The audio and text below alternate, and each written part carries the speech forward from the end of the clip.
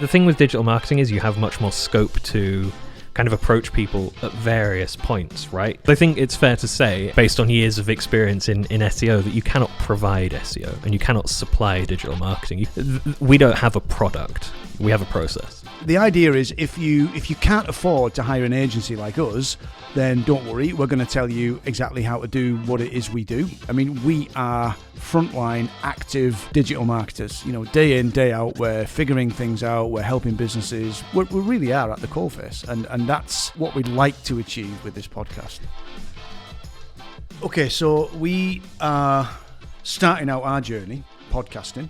We're a digital marketing agency based in Scotland with clients all over the place, all over the world, which is great. And we enjoy digital marketing, but we are really aware that a lot of people in digital marketing, or a lot of people who think about digital marketing and not immersed in it like we are confused by it and probably get further confused by some of the practitioners. So I'm Dave Robinson. I started Red Evolution back in 2003, and I'm talking with Alex Bussey, a CRO expert. Oh, there he goes already. A CRO expert. Oh, no. We've got to explain digital marketing to people who don't understand digital marketing, and straight away he drops the CRO bomb. Right, so I work in conversion rate optimization, which is helping you turn customers into, well, no, that's wrong. So, well, this is hard. No, yeah, it is. But this is our first podcast, so yeah. So basically, CRO it makes sure that shit web pages become great web pages by making them better, by understanding how they're being used, watching people using them, carrying out experiments, and making a shit web page into a web page that maybe generates a lead, or at least helps the company achieve something. And I think that's a really interesting thing that you just done, right? So I said something very jargony, and you took it and you explained what it actually does. And that's what our industry lacks. That's what nobody else will really do, I think. Most SEO agencies, most SEO practitioners out there kind of rely on that kind of jargony smokescreen to put people off, I guess, or to keep what they're doing seeming more valuable than it really is, maybe, or at least so they can charge whatever they like for the work that they do without really explaining what it is that they do. That's right. Yeah, that's right. And I think the important thing that we're going to do with this podcast is it's going to be from the coalface. We might even call it From the Coalface, or we might call it Digital Marketing Decomposed. I'm not really sure. We've got some ideas what we might call it. I like Decomposed. I kind of like the idea of Decomposed as well. It kind of works, doesn't it? But the idea is if you can't afford to hire an agency like us, then don't worry. We're going to tell you exactly how to do what it is we do, because we're totally transparent anyway. There's no secrets.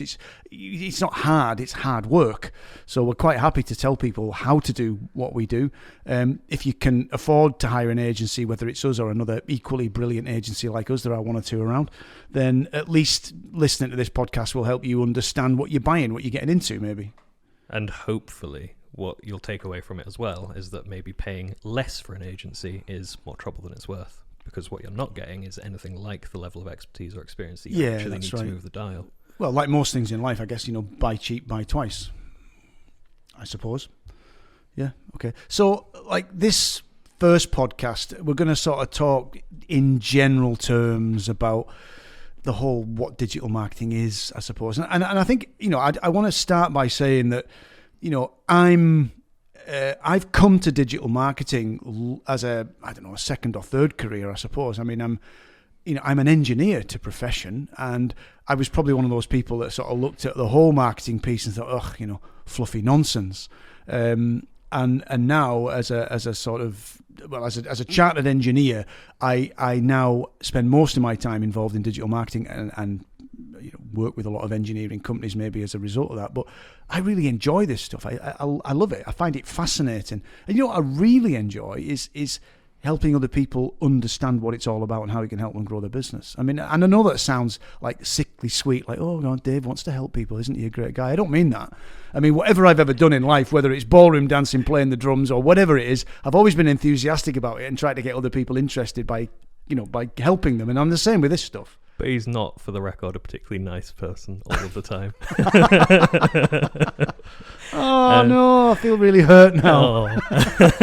And I guess, in a way, I'm kind of like the perfect counterpoint, right? Because I did come up doing nothing but digital marketing. I, for a long time, bought into all the fluffy bullshit and thought that's how you had to talk about this kind of thing. Yeah. And have only, I guess, since before working for Red Evolution, I was freelance, and I think freelancing for people made me realize that actually the kind of fluffy bullshit that you peddle to people in an agency isn't necessarily what they need to grow their business.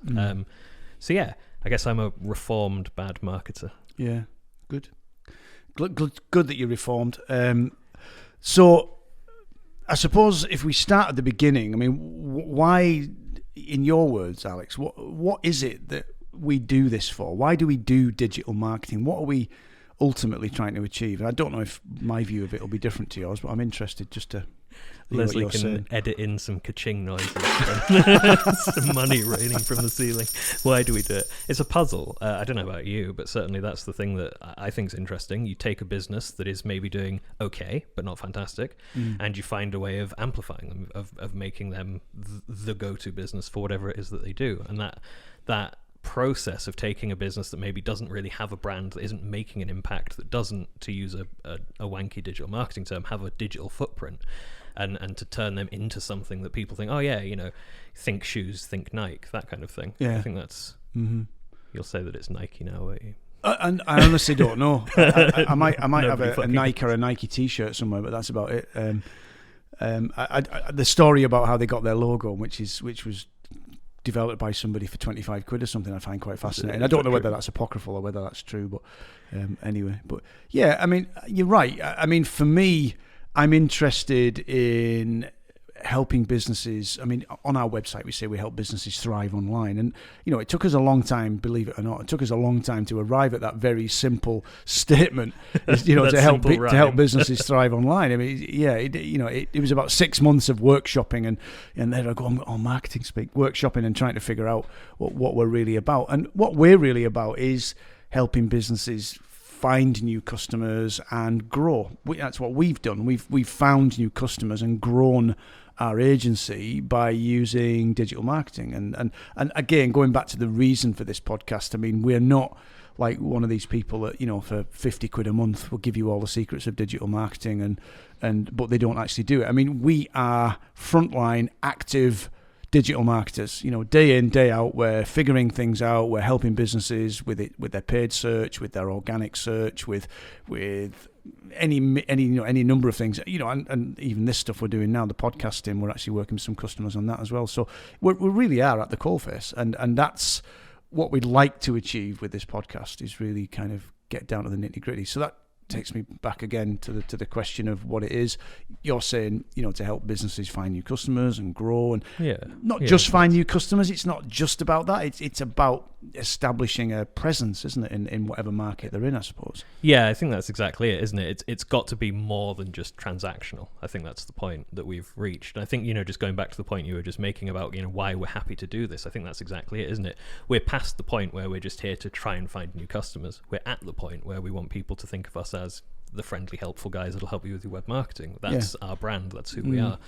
Yeah. And I guess ultimately at the end of the day, that is what, you know, that's all you can really hope for in that space, isn't it? Is to become known for something, to become, Yeah.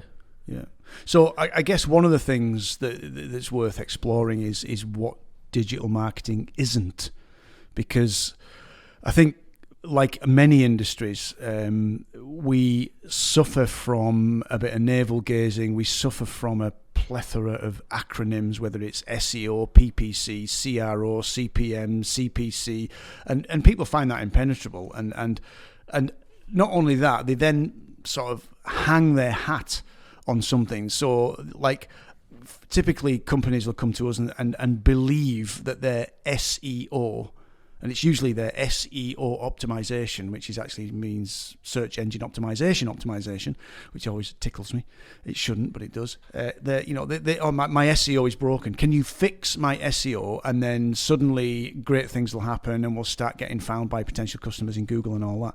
And digital marketing isn't that. I mean, SEO can be broken, as in it hasn't been done properly or it's been done badly, but it's rarely the case that their SEO is broken, and it's never the case that you fix something and everything then magically works. So it's not about fixing something technical that's part of it. Technical SEO is a thing, but it's the surface, isn't it? It That's is. the thing. It's the thing is, why are you fixing the technical SEO? And this is the whole thing, isn't it? People come to us and they say, "Oh, people aren't finding my articles online. I'm not ranking for these keywords." But even if they were ranking for those keywords, the content that would be served up is still shit, and their clients. Prospective customers are still going to look at it and think that's crap. That's right. And I think that's the problem, isn't it? We've reached this point in digital marketing where people are more interested in the end goal than how you actually get there. They want their web page in position 1 for X search term in Google. Yeah. No thought goes into what they're trying to rank for, what they're going to do with the people that get onto the page once they've ranked. There's this whole kind of oversimplification, I guess, of the model that's happened. I blame things like Moz and platforms like that who, they have these like basics beginner guides to SEO, and it abstracts the problem. It turns it into something that it's not at all. It's not about chasing rankings for the sake of rankings. It's about growing your business. And it lacks any of that nuance, I think, when you turn it into... So if you peel that right back and try and understand what Google's trying to do, right? Google is effectively trying to make its users, people carrying out searches, happy. It's trying to give them information, help them solve a problem, and it's trying to do that as efficiently as it can. And their driver for doing that is, by doing that, people stay wedded to the Google brand. Right. And if they stay wedded to the Google brand, they click Google Ads, and that's where Google makes its billions. Yeah, you say not complicated. Right. You say I'm going to Google something instead of I'm going to search for something because Google offers the best possible results every time you do search something. So nobody remembers any of the competition anymore. Yeah, and that's fantastic. But like you say, it's important, I guess, to remember that is their MO, and you always have to be kind of working towards that, don't you? You have to be helping Google provide the best content for their customers. Otherwise they're going to stop helping you, and that is so if Google is Google's reason for being is to serve up accurate, meaningful search results, and let's face it, they get that wrong a lot, don't they? An awful lot. And I'm not being overly critical. I don't mean to sound like I'm being overly critical, but how often have you done a search and the stuff you get back is absolute garbage? Sure. And all that means is to me that they've still got a long way to go. And credit to them. That's what they're trying to do. They're trying to figure out why they still serve up garbage search results, because they do. And to be fair to them, I mean, we've written 3 blog posts in the last month about Google updates. They happen constantly. They're always working to kind of tweak and refine things. But that's not to say that it's perfect by any stretch of the imagination. No, I mean, you always hear about the big Google updates, like, Google have done this thing which is going to kill a load of websites. Name them after animals. That's right. Yeah, that's right. Although the one the Panda update wasn't actually named after a panda. It was named after, I think it's Navneet Panda, one of the engineers. Oh, is that right? Yeah, absolutely. Yeah, I don't know if that's the same for Penguin. George Penguin, I doubt it. But and so, but they're like the headline things. But like behind the scenes, Google's making 400-500 tweaks and changes every year. Day, well, maybe even every day. Yeah, that's right. And I think that's one of the things that people have latched onto. So a conversation we often hear, or what people often say when they come to us is like, I realise that I need to change my pages all the time to keep Google happy. And it's like, no, you don't. That isn't the case at all. I read a thing in Search Engine Journal 2 days ago that was literally like, does moving the links around on your page help your content to rank better? And it's this whole idea that, there's people out there right now kind of stressing about that.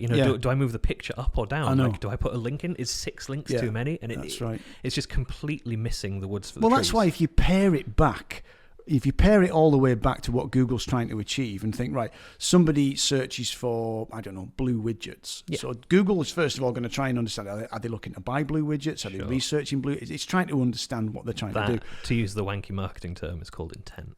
Intent, yeah, I like that word, intent, yeah. So the intent of our podcast is to help people understand digital marketing. Sure. So Google's trying to understand intent, and as a result of that, it then has a best guess at like, well, we kind of think these pages are going to help you. We kind of understand that. I think we understand a big lorry driving past. We understand that. So how does Google, in your words, how does Google kind of get the squillion pages that are talking about blue widgets and decide which of those pages should be at the start of the search results, position 1, and which should be buried on position 1,001. Yeah, I mean, this is the puzzle, isn't it? I mean, there are, I think Google say there are thousands of ranking factors. There are, probably more than, you could ever possibly think about. But I guess ultimately at the root of it all is this whole idea of, I guess Google started out, made a name for themselves by focusing on PageRank, right? Which is how many links or and they used to publish that as well. They used to let the world know like how much they trusted a page. Until they realized that everyone was going to game it horribly and use it to get ahead of the competition. Yeah, that's right. So I think that's how Google started, really. I guess that's a good place for us to start is, at the very beginning, it was literally just how many citations point at my webpage. How many times do people talk about citations? You've done it again. Links, hyperlinks. How many hyperlinks? Nope, still don't understand. Yeah, I don't even know how to explain that in simple terms. That's bad. Well, when you're on a web page and one of the words is a different colour, and it means you can click it. That's a link to either another page on the same website or a page on a different website. So the pages that link to your site help Google to understand how important your pages are. Yeah, it's like a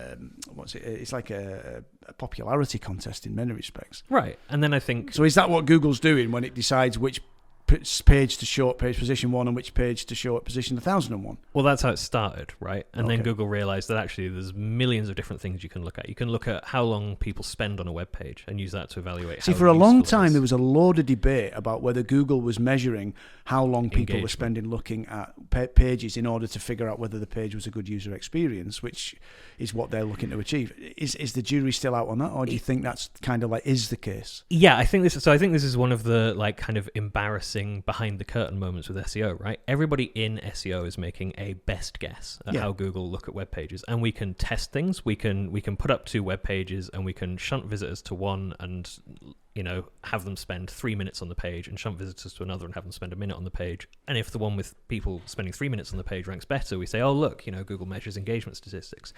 They're not perfect tests, so there's always an element of that this could actually be really wrong. I guess like in science, right?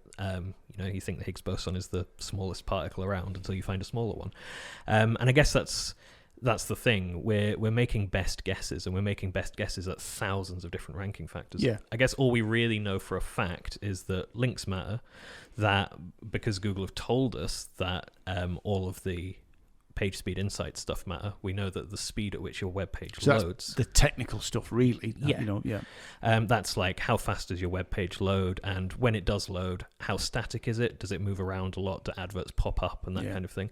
Again, because Google are trying to look for the best possible user experience for the people using the platform. And really beyond that, everything else is kind of guesswork. We know that the number of keywords on the page kind of helps, right? Google reads the keywords, the text. Alex? Keywords?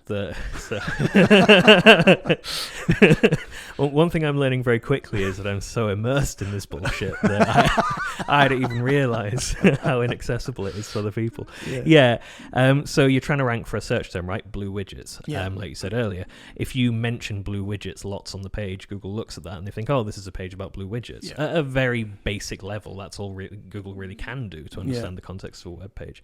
Lots of people think, if you put 6,000 versions of the keyword on there, that's bad. If you put 3 on there, that's bad too. You have to find the perfect middle ground, the perfect number of keywords. And again, you get into this whole kind of prescriptive black magic thing where people are giving you percentages of keyword density and stuff like that.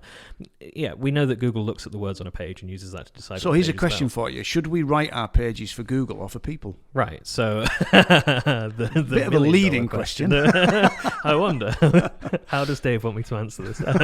We should write them for people. No, we should write them for people. I think, to be honest with you, I think it's fair to say when I first got into SEO, so 2012, I think it's fair to say that there was a school of thought that said, and a perfectly valid school of thought that said, actually, we should write them for machines, right? It worked at the time. You could just churn out a page with 600 iterations of blue widgets here, blue widgets yesterday, blue widgets tomorrow, and it would rank and it would work and you get money and fantastic.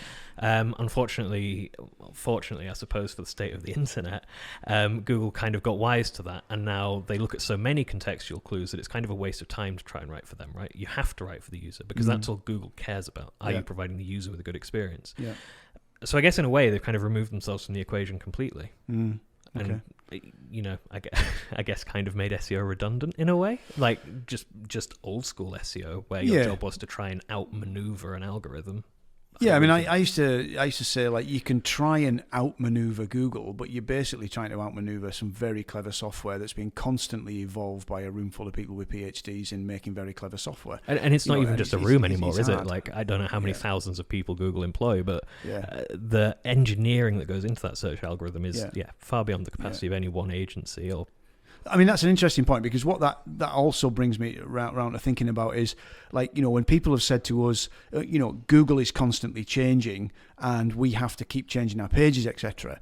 My answer is usually, well, Google is constantly tweaking its algorithm to try and get rid of the people who are gaming the algorithm, gaming the system.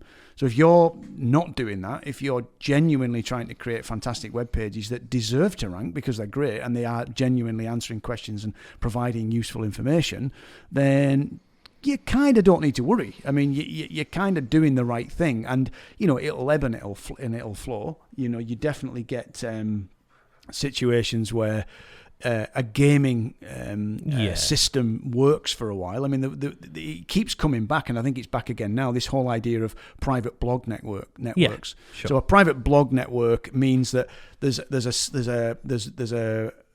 series of websites, sometimes thousands of websites, where you can put your content about subject A with links back to your website, which in theory helps your website rank. And a lot of these private blog networks are fairly inexpensive to join, and then you can put your stuff up there. But when they get found out, everybody in the chain ends up blacklisted. You potentially, yeah. I mean, there is a school of thought that says, look, do it, and when they find it, all that'll happen is that those links that you got and that gain that you got will disappear. But then you just go and try something else, and you're constantly looking for these kind of ways to beat Google. So there are some very prominent figures in our industry, Craig Campbell and people like that make an entire living out of this, right? They spin up a site, they do what is known as black hat SEO, as in trying to game the algorithm and do things that are.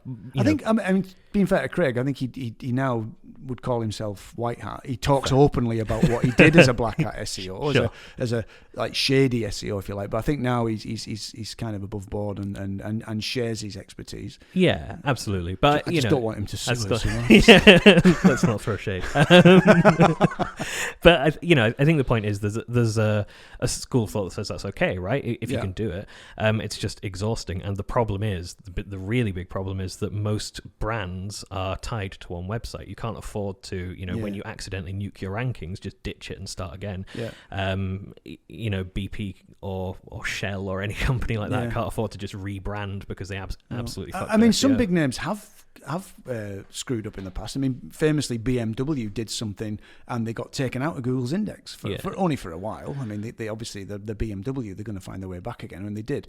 But I mean, they were, and is it JP Penney? That was a famous one in America, the big chain store or whatever they are, and they did something, and Google went, nah, that's you've just basically tried to game the search engines, and say, we're not going to put your sites in our search results anymore. I think it can happen. I don't think it happens much now. Do you? Well, I think the thing is with most of those big brands is they're massively kind of insulated from all of that, right? Because when Google's looking at the big picture of your website, if you're a brand like JP Morgan or whoever, I think you said Penny. JP Penny, the point is you have so many kind of natural links coming in all the time from proper news sites and that kind of thing that Google aren't really going to notice if you've been doing anything naughty. And just to recap there, the reason that you're talking about those links is because the links coming into your website is one of the things that we know Google is using as a measure of your authority. And authority, you can really think of authority as how much Google trusts you, and if it trusts you, it's going to put your web pages in search results more. Yeah, and I think the thing about links is they're also one of the easiest things to game, right? I think it's fair to say that link building services where you go out and pay somebody to build you links. Every single day I'm getting 10, 20 emails from people. I own these 20 websites. They're all trusted by Google, and they guarantee you good rankings. They do. They're guaranteed. It's fine. It's all fine. Absolutely guaranteed. It's Nothing all to above lose. board. I know. It's not. And I know that we're kind of going off the track a little bit with this, but this is one of the reasons why this industry is mistrusted. It's one of the reasons why we have to spend so much of our time helping, educating, and trying to let people understand what's really going on, and also help them understand how to how to avoid the bullshitters. Because I think it's fair to say, without naming any names, that we've had clients approach us and say, look, I've paid somebody to build all these links to my site, and now my site has been de-indexed. It's disappeared from Google. I'm not appearing for searches. Yeah. Like, what have I done? Yeah. And I think, in a way, that's probably they usually know what they've done. but they what's happened? Yeah. But I think, in a way, that's kind of where like the foundation for ideas like this podcast come from, right? We deal with these problems day in, day out. We see people making the same mistakes over and over again, right, and it's no skin off our backs to say, that's just not the right thing to do, and here's why. And ultimately, I think link building is, for me, it's one of my biggest kind of bugbears with the whole industry, because it's made out to be the creme de la creme of SEO tactics. You build links, and then your content shoots up the rankings with no other effort needed, but it is all bullshit, because there is no way of effectively building links. Yeah, I would imagine that Google puts an inordinate amount of time and energy into trying to figure out how to sort the good from the bad when it comes to citations or links, in order to make sure. Because if they don't, say for example, they just trust all links, right? Yeah. A link is a link, and you can go out and buy links. We could go now and find a link farm that would sell us 10,000 links, right? So that's dead easy to do. If Google can't differentiate, then its search results will quite quickly become utter crap. Yeah. And if it becomes crap, then believe it or not, people will turn to DuckDuckGo. Why is it called that? Or Bing, or any of the other search engines, because people are busy and they're just trying to solve problems. And if Google doesn't solve those problems for them and help them solve those problems, they will go somewhere else. That's exactly it, right? And DuckDuckGo is a really good example, because they are biting at Google's heels. Once upon a time, it was complete garbage. DuckDuckGo. They just didn't offer a good user experience. Nowadays, there are entire communities on Reddit who are dedicated to getting people away from Google and onto DuckDuckGo, because it's almost as good, and it doesn't have any of the same problems with privacy or being linked to one of the biggest companies in the world and all the stuff that goes hand in hand with that. So I think Google do have to be very careful to make sure that they are always offering the best possible service. And I do think they spend an inordinate amount of money making sure that they can look at a link and say, okay, this is good, or no, this is garbage. You've bought this for £10 off. £5. That's right. I know. I mean, so moving away from links, because it's a subject you can talk about for a long time, I guess.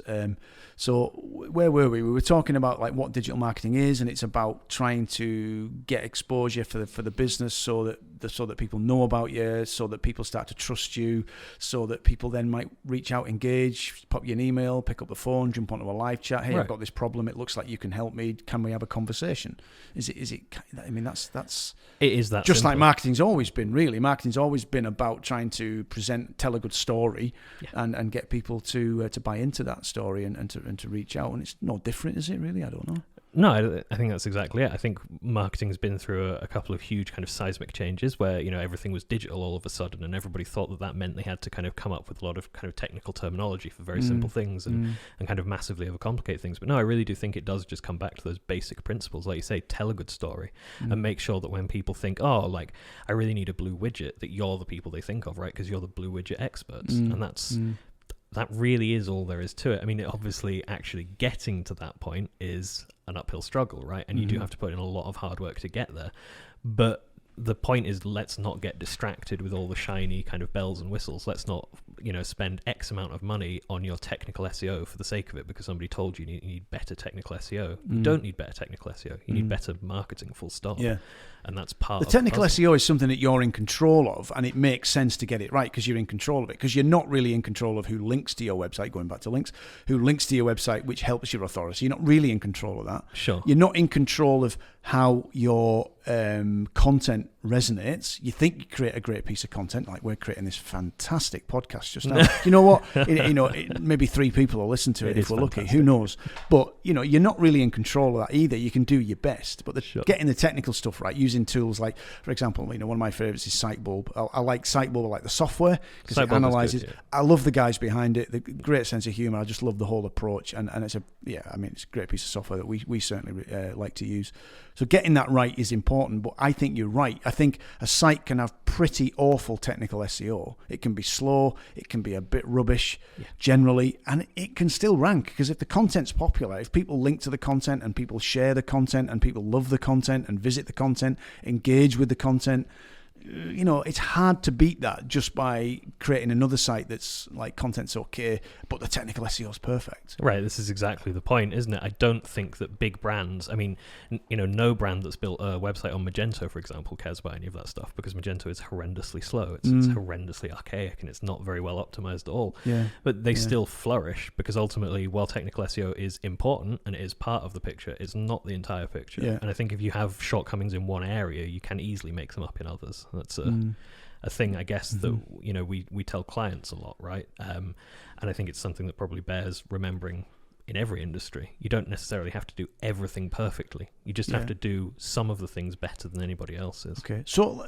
I mean, obviously, we're going to, over different episodes of the podcast, we're going to talk about some of those things in more detail. Sure. In a light-hearted and entertaining and informative. And not give away all our secrets in the first one. We'll just give the secrets away anyway. I don't really care. It's not a problem. But, in big picture terms, what does... So we've got Acme Engineering Limited. They employ 30-40 people. They're turning over 5-10 million quid a year. They're not really generating any business online. They've got a website. It's got 10 pages of content, and basically it's got like a home page which says we are great. It's got an about us page which says we are great and we've been around for 10 years and we were started by Fred. And then it's got a contact page saying we've got an office in some boring industrial estate somewhere. And what else has it got? It's got like, here are our products, here are our services. Sure. So what do they need to do? Where's the starting point for that very ordinary engineering company who've got a very ordinary website that basically just says this is who we are, this is where we are, and this is what we do? You're just attacking most of our clients. Shh! Don't say that. It's, no, I mean, I think this is the thing, isn't it? The first principles are simply, what is the story here? Why would I buy off you and not somebody else? Right? It all comes down to that. What is it about your business that I should want? That should. Leslie can cut that bit. She's not going to cut any of this. She is. She's not. What is it about your business that sets it apart from the competition? What is it that makes it unique, right? We talk about unique selling points a lot, but really, I think at a really kind of fundamental level, there has to be something that your business does that nobody else is doing. And once you've kind of drilled down to that, yeah, I honestly do. I mean, what about businesses who do exactly the same as a million other businesses? And there's plenty of them. Are there? Yeah. I think so. Example? Okay. I mean, I've just bought some e-bikes, and I bought two of them off. It was a company called Treads. Right. Great use, great experience. I enjoyed buying the bikes, and then I bought the other one because Treads didn't have the size I needed off a company called Balf's Bikes. Again, equally great. They both sell bikes. I mean, they both look shiny. They both sell the same bikes at the same prices. And the only reason I bought off Balf's is that they had the size I needed. Right. But that's the point, isn't it? So you bought off Treads to start with. Why? Because they had the sizes I needed. Well, maybe great product selection is a unique selling point. No, I mean, I think on a certain kind of fundamental level, a lot of the stuff is happening subconsciously, though, right? We gravitate towards certain brands. I mean, you see a logo that you like, you see a picture that resonates with you, you see something that somebody said on social media, and for whatever reason, you think that's who I'm going to buy off when I come to buy it. I think we do this all the time. Yeah. I think maybe we're just less aware of it than we'd like to be. I mean, I have a friend who he produces metal albums, and he spends a phenomenal amount of money on recording gear all the time. Yep. He only buys off 3 or 4 brands. Yeah. I've asked him before, why do you buy off those brands? Oh, they're just the ones I trust. Yeah. Yeah. He can't tell you why he trusts them more than any other brand. I get that. But there's something happening there at a fundamental level. They've implanted this idea that they are more trustworthy. They produce better quality gear. Yeah. And I guess, but doesn't this come down to, sorry to interrupt, doesn't this come down to the whole idea behind marketing, that it's trying to tap into people's emotions? Because we don't know why we trust that particular supplier or partner or brand, right. But we do. Right, but I can guarantee that, in the example that you gave of kind of Acme Engineering, where they can, maybe they make engines for HVAC units or whatever. Do HVAC units have engines? Motors? Don't think they have engines. Tubes? Something technical goes here. At a certain fundamental level, even the people who are buying motors for whatever you use motors for, they're still making decisions based on emotion. They're still preferring one brand over the other. And, sometimes it is as simple as, their logo's red and their logo's blue. But I think a lot of the time there's a really kind of complicated mishmash of factors. And it starts with things like, in the example that you gave of this website with 10 pages, what can they do differently? Well, for example, if you manufacture motors and you start writing guides on how to pick a motor, how to know which motor's right for you, how to, not get ripped off when you're buying a motor, those are all things that instantly, as soon as a potential customer or client reads those things, you're going to be the brand that they think, those guys are trustworthy. Those guys help me out.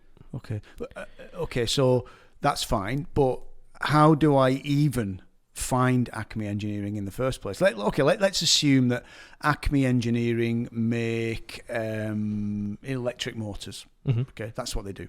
So what they don't make like where the motors. They don't make the HVAC unit that might use the electric motor, but they make electric motors. But so do loads of other engineering companies. So how are Acme Engineering going to put their offer like in front of me as somebody who needs to buy electric motors? Will their website that says we're Acme, we started in 1973 when Fred started the business, and we're on the so-and-so industrial estate in Chingford?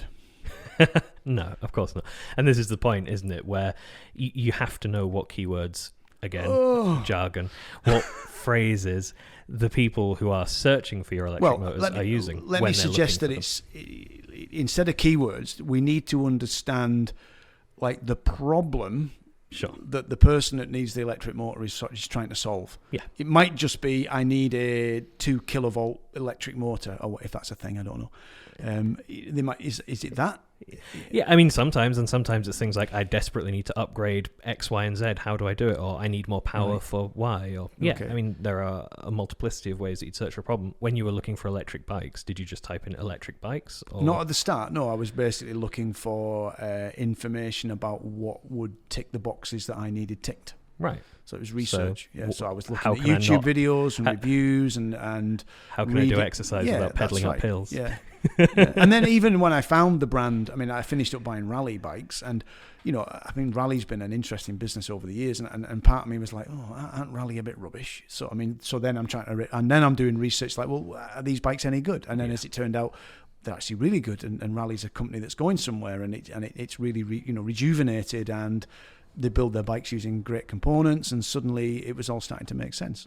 So I guess the point really that we're kind of coming to in a roundabout way is that you have to be aiming to reach people while they're trying to discover whatever it is that you're selling, right? You have to be solving a problem. You have to be doing something to help people. Well, that brings me in mind of the book They Ask You Answer. What's the author called? Can you remember the author's name? Oh, I can't remember his name.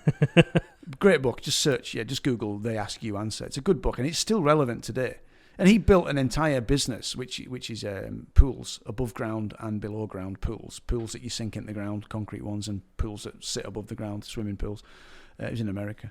And he basically built an entire business out of trying to understand all of the problems that his customers have, and all the questions that they ask you answer, the clues in the title of the book. And that's how he built his business up. And it's a phenomenally successful business. And he's even built a digital marketing agency now on the back of that. Yeah. And I mean, to be fair, that is the exact template that we take to most of our clients, right? It's like, how can you help people solve problems? Yeah. How can you position yourself in such a way that, when somebody's like, oh, I'm really hot and it's summer, the answer is swimming pool. So what do we say to the business owners? And there's plenty of them out there. So we'll go back to, Fred, who started Acme Engineering back in 1973. And Fred's basically saying, like, why do I have to go to the expense and take the time and the trouble of providing all of this information, giving people all this amazing free advice? I'm giving away the crown jewels. Why should I do that?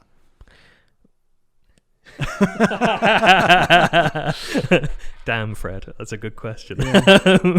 No, I mean, the honest answer is that is the only way to set yourself apart, and also you don't really lose anything from doing it, right? Because all your competitors are doing it anyway. Well, so if you're not doing it as well, you're just going to miss out. Right, exactly. Maybe. I mean, this is the thing. There are no secrets anymore, are there? Like, I mean, maybe the recipe to Coca-Cola. That's the only secret I can think of that nobody knows the answer. I'll tell you it after. I know it. I'll tell you after. But yeah, no, I mean, that's the thing, isn't it? You can find online any information that you like about anything. It may as well come from the horse's mouth. It may as well be you sharing that information, because people are going to find it, Yeah. whether you want them to or not. Yeah. The only difference is that you have the kind of opportunity to be the one providing it, I guess. Yeah. And providing it better, better is clumsy, providing it in a way that's more accessible than other people, because I think that's an important part of the puzzle as well. Yeah, and I think it's fair to say that a lot of the people that we work with, and we've got fantastic clients who we love to bits, obviously, but trying to get them to understand that is a big challenge, isn't it? It can be difficult. Stop smiling. I'm laughing over the other side of the desk because every damn day. I mean, this is the problem, isn't it? It's in persuading people that there's a real value to the knowledge and insight they already have, and that there's a value to sharing it with people. Yeah. I guess really in a way that's what we do, right? We facilitate that kind of transfer of knowledge. We don't really do... When we work with clients, we get them to help us write the content, right? Yeah. We get them to help us share their knowledge and experience with their users. That's why when we speak to customers, when we're in the early stages, where we're trying to figure out if we're a good fit for them, is, we really hope, they don't always, but we really hope they use the P word, the partner word, as opposed to the vendor or supplier. Right. Because I think it's fair to say, based on years of experience in SEO, that you cannot provide SEO and you cannot supply digital marketing. You can work with somebody to make their digital marketing better. They're the subject matter experts at the end of the day, aren't they? We don't have a product. We have a process. And I think that's a really important distinction to make, because I think a lot of people come into these things thinking, I'll go and buy SEO and it'll cost me £2,000 a month and I'll get out of it X, Y, and Z. It's a transaction. But I don't really think that model works. Certainly for our clients, what we find is that we work with them very closely, and what they get out of it at the end is the knowledge, I guess, of how to take what they already know and turn that into something that works for their business, something that grows their business. That's right. Yeah. Okay. I mean, so our Acme engineering people, they need to dig into the problem that they really solve. I mean, they'll say, well, we sell electric motors. Well, yeah, you do, but people don't buy an electric motor. They actually buy a solution to a problem. Right. And you've got to understand that. And usually, as we found out, our clients really deeply understand those problems that their customers and whether their customers or potential customers have. Yeah. Because they understand, they are, as I've said, the subject matter experts. Right. And actually teasing that out is most of what we do. Yeah, it's working out what problems they solve better than anybody else and how to really kind of hone in on that. Absolutely. I mean, in the example of Acme Engineering there, the problem doesn't necessarily have to be I need a 12-volt motor, right? It can be I need a 12-volt motor tomorrow. I need a red 12-volt motor. There's a lot of nuance. There's a lot of space to kind of make sure that whatever your company does better than anybody else in the world is the thing that you become kind of known and found for. I think that is really... So do you think like marketing, digital marketing is more about persuasion than traditional marketing ever was? Is it more nuanced than traditional marketing? Yeah, I mean, the thing with digital marketing is you have much more scope to kind of approach people at various points, right? There's nuance and persuasion involved when people are first kind of researching a product, when people are deciding which 12-volt motor to buy, when people are deciding which brand to buy. I mean, like you said yourself, you went through a whole process when you were picking your electric bikes, right? Yeah. Digital marketing is the only kind of channel, if you like, the only platform that gives you the capability to reach people all the way along that journey. Traditional marketing, I guess, you rely on getting people into the shop in the first place. You have a big billboard or a poster, and when they think, oh, I'm going to buy a bike, they think your brand. But you can't get to them when they're thinking, what should I buy? What type of exercise should I try next? Because choice has changed so much, hasn't it? I mean, in days gone by, during when I started out, when I left school in 1980, and so I've been around for a while. I've had various jobs, and there used to be, like, for example, when I was working in engineering, there were certain trade publications, And so, you know, you're basically advertising that trade publication, and that's where your target audience are, and it was dead easy. Whereas now everybody's going to go to LinkedIn, they're going to go to Google, they're going to go to YouTube. And so, as a company, you just have to try that a bit harder to be where your audience is. Yeah, it's like, do you remember the Yellow Pages? Oh, yeah. Yeah, so that's like, I think that's a really good example of this, right? Because it's like when I was a kid coming up, if you wanted, like, I don't know, secondhand toys or whatever, there was only one place in the world where you could go. And when you opened up the Yellow Pages, like, you know, everything has the same sized box. No company is bigger than any other. They only have one opportunity to reach you, and it's right there, you know, in kind of a 16th of a page. Whereas now, you know, there's so many steps to that same process. You can't just hit people in one place. You can't depend on them arriving at one place and looking for you. You have to kind of be everywhere at once, I guess. Yeah, that's right. Okay, good. I've lost track of time. I think we've been talking for quite a while, so I think for that is the story of digital marketing. Yeah, that's right. I mean, we could probably keep talking for the rest of the day, but we'll maybe bring this one to an end now. As we move on to the next the next podcasts, we'll probably talk more specifically about, you know, very, very clearly defined subjects. But I think for this opening one, just having this rambling kind of brain spill was okay. Yeah, it's setting your stall out, isn't it? Yeah, this is what we're going to talk about. Yeah, and absolutely. If you're still listening at this point, you'll probably be interested in whatever we're rambling about next. Yeah, definitely. Definitely. Well done.